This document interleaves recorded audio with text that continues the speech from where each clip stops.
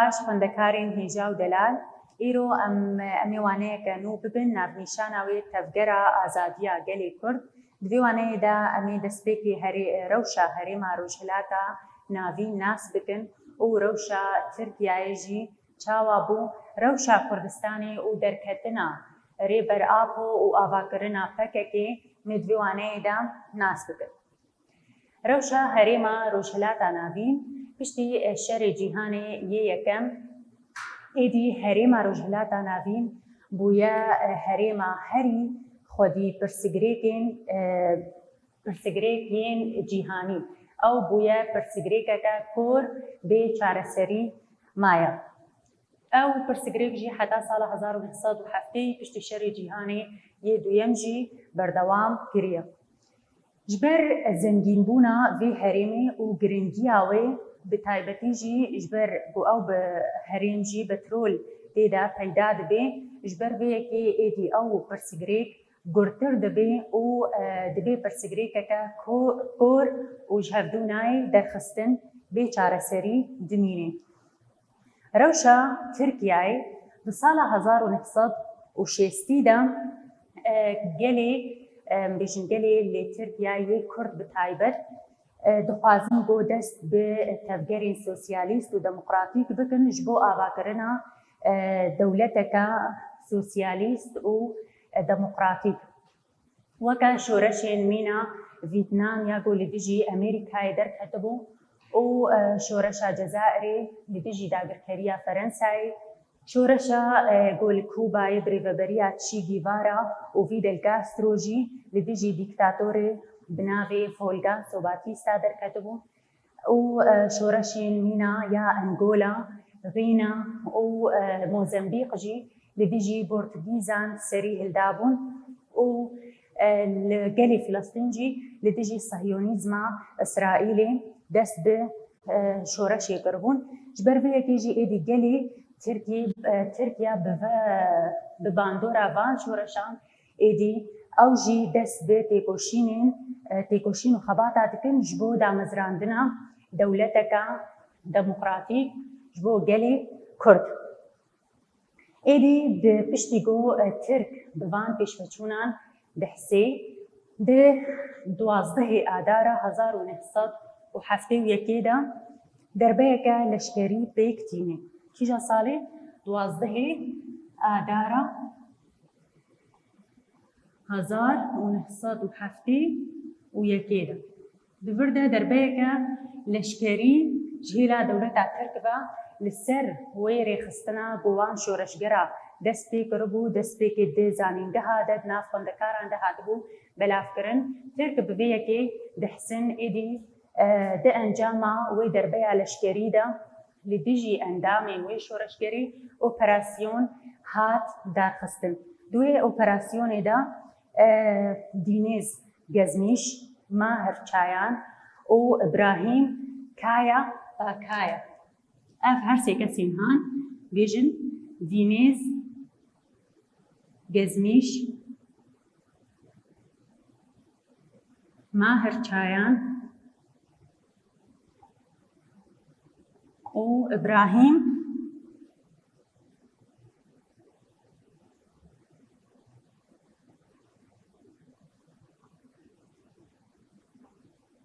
ev her sê kesên han têne kuştin û ji hêla hikûmeta Tirkiyeyê ve jî tên bidarvekirin. Ji ber vê yekê êdî em bêjin dema got ev tiştîhana çê dibe êdî bi sedan ciwanên şoreşger jî xistina zindanan de û di eşkenceyên pir giran re derbas kirin. Rewşa Kurdistanê di sala 1970 de vîna gelê Kurd pêşkandin ji ber wan polîtîkeyên hovane û qirêj yê dewleta Tirk li ser gel hatibûn pêkanîn êdî gel ji nirxên ramyarî, civakî, mirovî û moral hatibûn dûrxistin. Gelê Kurd rastî gelek şer û pevçûnan, rastî gelek komkujiyan dihatin li ser wana çewsandin, pişaftin û mandelekirin hatibû dest pêkirin. داگرکەریە ترک دخواست برامیاریên قڕێژ ئێدی gelê Kurd ji qada dîrokê tune bike û di heman demê de jî di encama wan komkujiyên got li ser Kurdan her timî dihatin bikaranîn bi taybetî jî di serhildana agirî de dema got dewleta Tirk bi balafiran herda agiriyê rast dike kesê tê de hemûwan dikuje û gelek komkujî ziyan têne bi serê Kurdan ji ber vê yekê vîna gelê Kurd tê şikandin. Pirsgirêka Kurdistanê weke pirsgirêkeke şerqî li cem gelê Tirkiyeyê dihate nasîn. Digotin ev çareseriya vê pirsgirêka şerqî jî biriya xwestekên rê û av û elektrîk û dibistan bi vê yekê taniyên ziman û digirtin dest. Yani ew guftûgoyên li ser hayîna Kurdan yan jîna dihatin mandelekirin û tunekirin. Digotin ew pirsgirêka Kurd û Kurdistanê nehêjayî van guftûgoyên gobêne kirin û kesê got pê guftûgo kiriba jî weke mirovekî dijberî sosyalîzmê dihat hesbandin û mirovekî paşverû.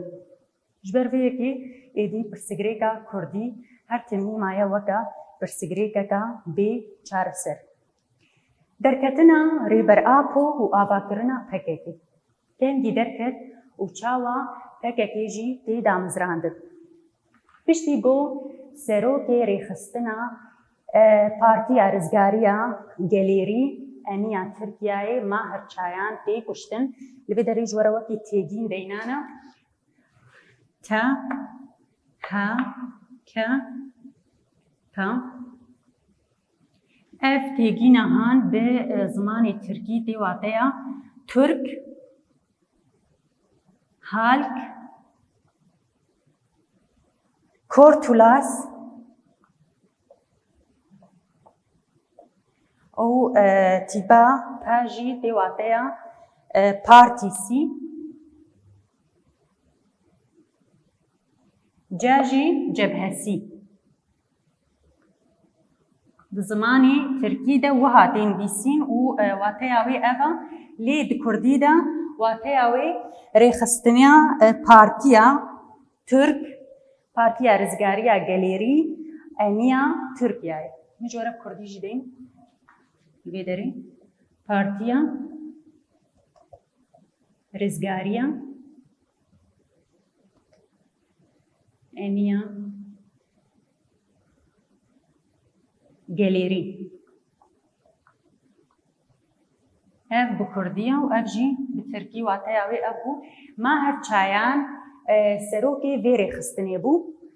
Piştî got Mahir Çayan di 3 Adara 1970 de ji hêla dagirkera Tirk ve tê kuştin.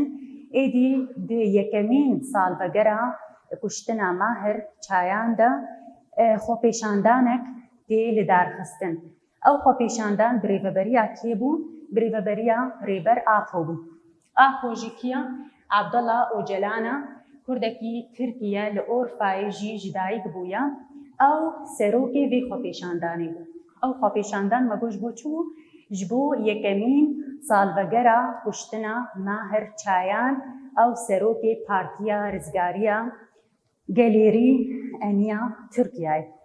Li vê derê êdî dema got xwepêşandan dest pê dike sala 1972 de rêber Apo tê girtin ji hêla hikûmeta Tirkiyeyê ve.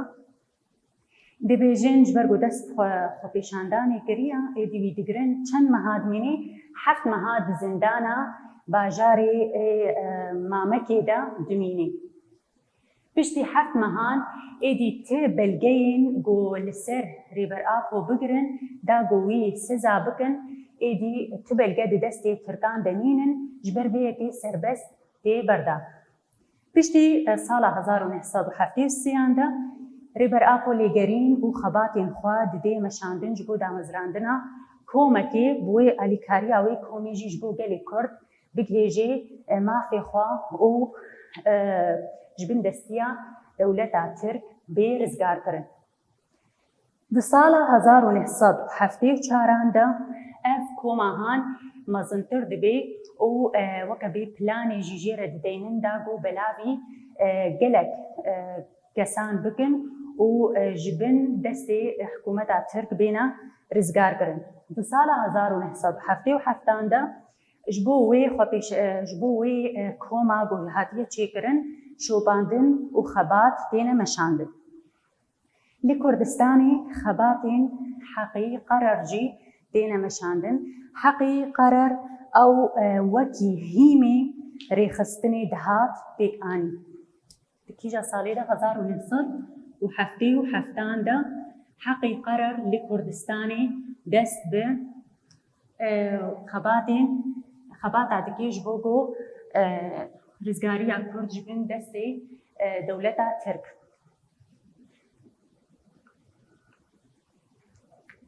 Ew weke hîmê vê rêxistinê dihat hejrandin. Kesekî girîng bû, milîtanekî internasyonalîst bû û ji ber vê yekê jî ji aliyê dijminan ve hatibû weke bêewna kiribûne armanc ji xwe re ji bo got wîna bikujin ji ber ku ew hîmê wê rêxistinê bû.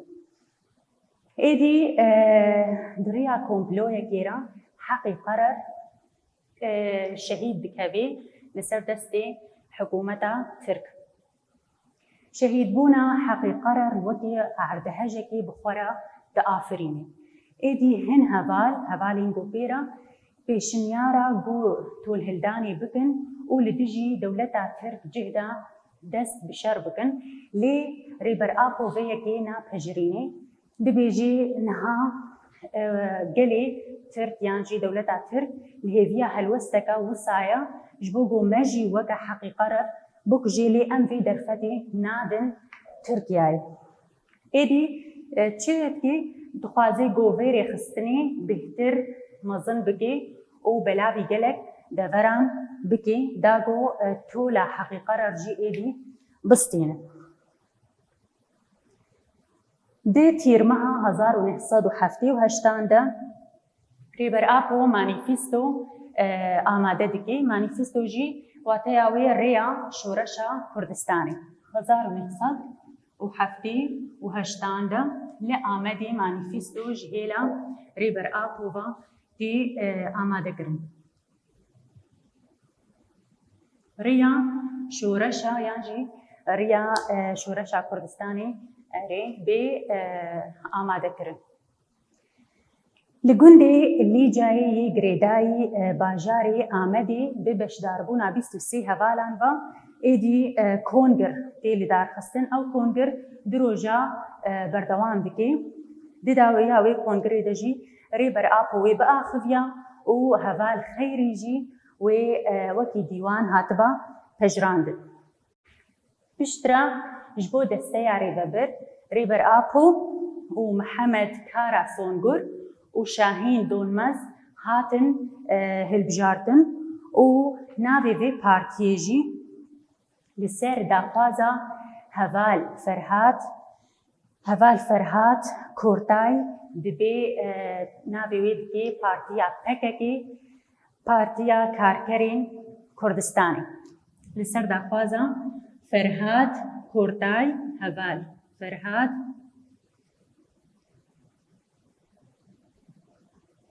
navê vê rêxistinê dibe çi? PKK. Wateya wê jî çi ye? Partiya Karkerên Kurdistanê. Li ser daxwaza Ferhat Kortay ev navê vê partiyê dibe Partiya Karkerên Kurdistanê di sala 1978 de tê damezrandin. Kîja salê 1978 de tê damezrandin.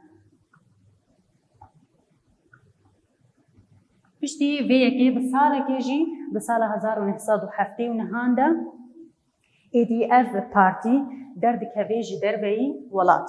Piştî wê bi salekê 1979 de derdikeve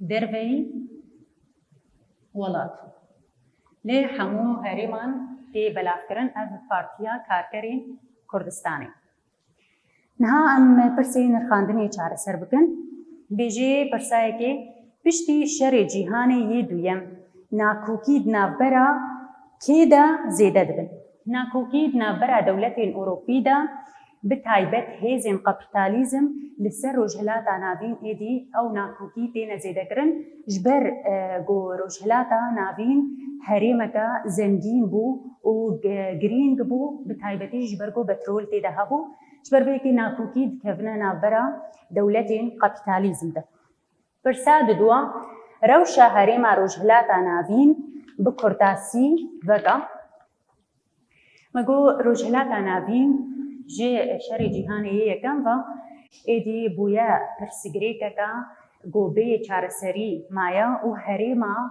هري خودي برسگريكين جيهاني بو بشتي پاروكرنا شري جيهاني دويم ایدی اف پرسگریک جبرگو هریم گرینگ بو اف پرسگریک د گورتر دبی دناوا دولتین هفتایمان دا او دمینه پرسگریک تا کور او جهفدو ایدی نای درخستن.